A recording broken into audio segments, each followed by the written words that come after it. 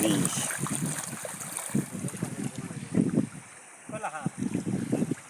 Oh.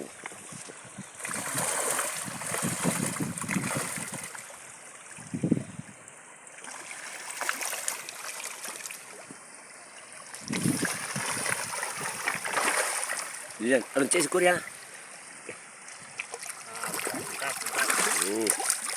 Wow, ikannya guys. Anu dia tangan dia. Kalau mayu tu dia cekok-cekok ada mana.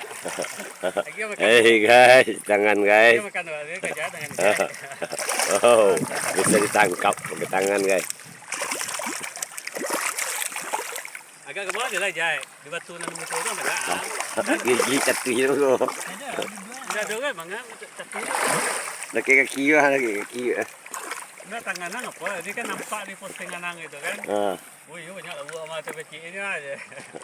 Oh. Di kaki kan. Lagi kaki dia. Oh.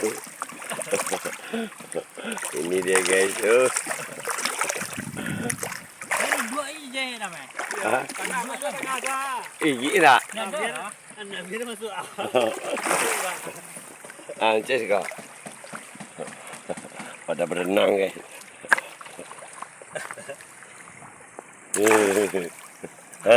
Lagi ya. Enggak mana? Agak makan.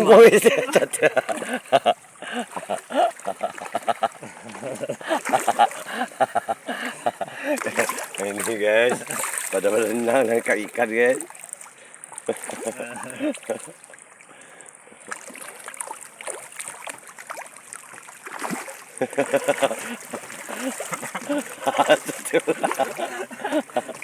Bikin namanya lah buat je. Ini dah pada jadi ikan semua ni guys. Dekat. Itu je. Bapa ganti laman masuk atas mak. Ini guys. Pun kadang ya. Ini 1,5 meter.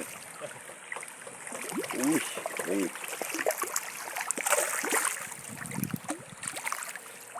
Oh, dia banyak. Mulu. Buat.